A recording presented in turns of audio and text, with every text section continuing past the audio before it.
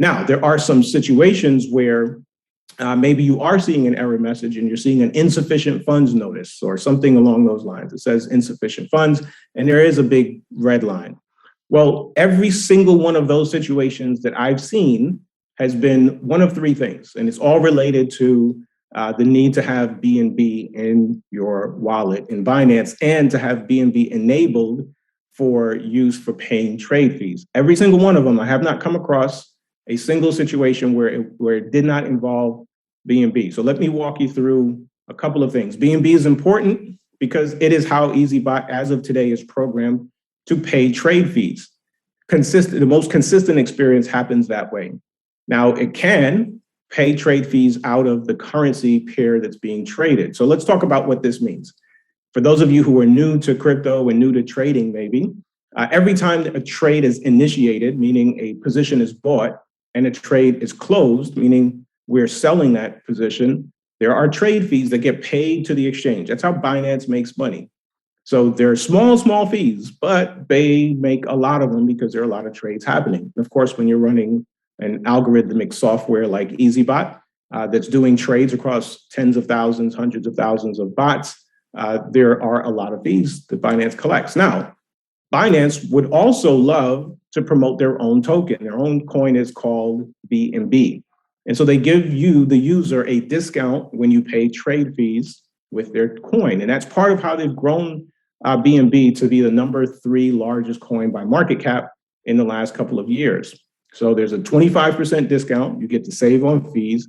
So EazyBot is programmed to work most stable when you have BNB in your wallet and you're using it to pay fees on your trades. So the couple of things that you need to know is, number one, obviously have BNB in your wallet, but you need to have it in your wallet before you start to trade. So we've come across situations where we've got users that have started trades and then they remembered or they were informed you need to have BNB. And so they've gone in and added it after the fact. Well, if the trade is started and there's no BNB in the trade, then EazyBot's looking at that trade and looking to pull the fees out of the currency pair. So for example, you bought 0.1 of XRP as an example. And EazyBot needs to pay a fee for that buy, and it comes out of that pair. So instead of 0.1 XRP, you now have 0.099 XRP because the trade fee is 0.1% without BNB, and it's 0.0575% with it. So now instead of the 0.1 that EazyBot bought on your behalf in this trade, there's 0.99 of this XRP. When it goes to sell, EazyBot's looking to sell 0.1 XRP, but it's not there anymore. It's only 0.99, and that's what causes the error. So right now, again, if you start a trade and there's no BNB, it's going to want to close the trade without BNB as the way to pay fees. The short story here is make sure you have it in. You've got BNB set up before you start to trade, and there is also a switch that you're going to want to make sure that is activated, and that is to actually pay BNB fees. To pay trade fees using BNB. To get there, you go to your dashboard. It's the person icon. And then you're going to go down to your dashboard and then scroll down a little bit on your dashboard. And from there, you're just going to click the button to turn on your fees. In fact, while we're talking about it, I think it's important enough that I grab that link and let's show it to you real quick. David, let me show them my back office too on the trading, because you went over something and I think it'd be good for them to see it visually on how to reactivate the bot to get that bot working. Okay, so let me hang on. Let me finish here and then we'll jump in. Okay, great. I'll get that ready. All right. So here's a link. We'll drop it in the chat for you guys. How to use BNB to pay fees and earn a 25% discount. This walks you through the steps that you need to take in order to make sure that it's set up. So we scroll down here just a little bit, and the profile icon that I mentioned to you a moment ago, when you're in Binance, it's up here. Now, of course, this is the desktop view. If you're on mobile, that person icon or profile icon is in the top left corner. And so when you hit that profile icon on mobile, if I'm not mistaken, there's a yellow hyperlink off to the right a little bit, not too far down, and you're going to click right there. It'll take you right to where we're going to go next.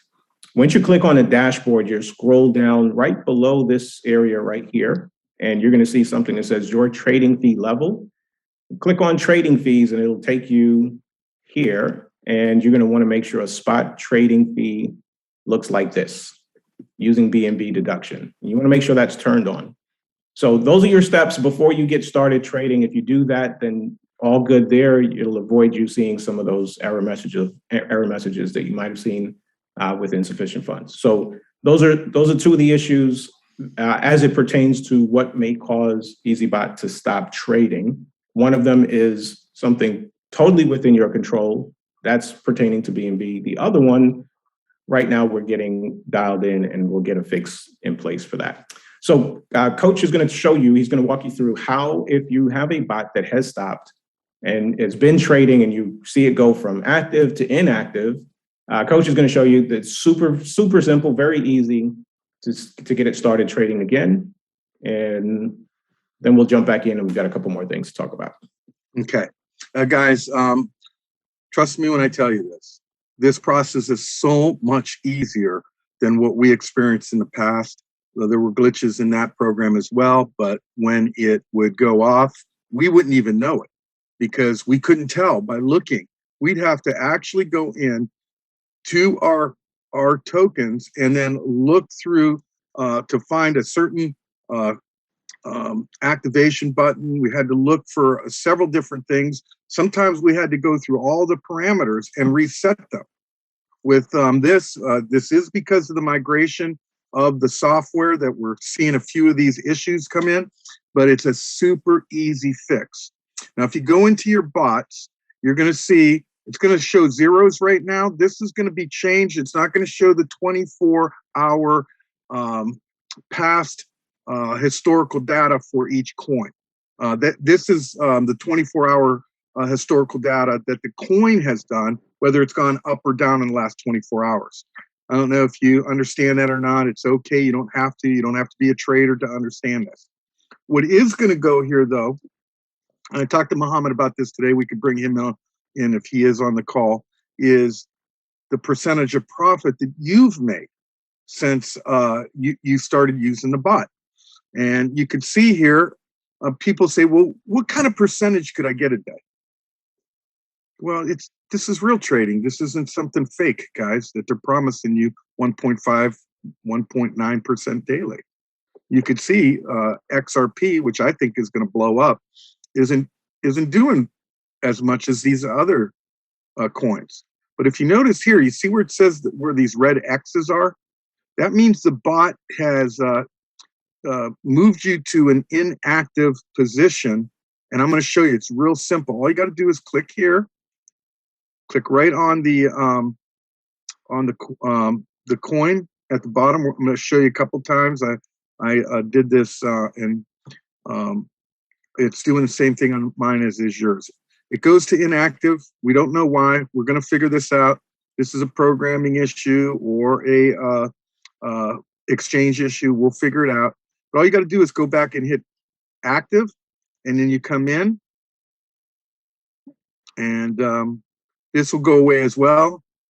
That's something that the programmers will get that fixed right away, that little pop-up window that came up. But you can see it's green again. It's that easy. So we're going to go to XMR now.